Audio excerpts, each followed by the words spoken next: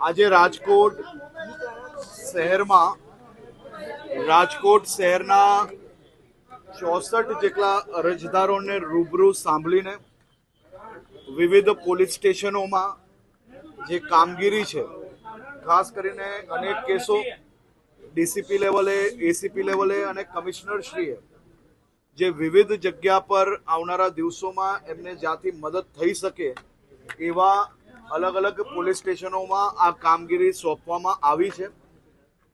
કરીબન 2.5 કલાક સુધી 1 to 1 આ તમામ લોકોને સાંભળ્યા છે. એમાં અનેક અમારા ધારાસભ્યો અને સાથે સાથે સંગઠન દ્વારા બી જે અલગ અલગ સૂચનો અને ફરિયાદો હતી એવા બી જે પ્રશ્ન હતા એને બી સાંભળવામાં આવ્યા છે અને મોટા ભાગના પ્રશ્નો એ આવનારા દિવસોમાં નિરાકરણ કઈ રીતે આવી શકે તે માટે આ છેલ્લા 3 કલાકથી અહીંયા બેઠકો ચાલુ હતી. તે પછી રાજકોટ શહેરના ચૂંટાયેલા પ્રતિનિધિઓ અને રાજકોટ શહેર પોલીસ વિભાગ જોડે એક સંકલન બેઠક કરવામાં આવી છે.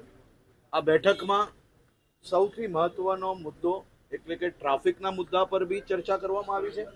ટ્રાફિકના મુદ્દા માટે ખાસ કરીને મહાનગરપાલિકા, પોલીસ અને બધા જ વિભાગ સાથે મળીને પ્રજાના જે વિષયો છે એનો નિકાલ કઈ રીતે નિકાલી શકાય તે માટે નિરંતર બેઠકો સંયુક્ત ઉપક્રમે આવનારા દિવસોમાં કરવામાં આવશે, જેમાં ચૂંટાયેલા પ્રતિનિધિઓ દ્વારા પોતપોતાના વિસ્તારમાં આ પ્રશ્નના નિકાલ માટેના સૂચનો કરવામાં આવ્યા છે.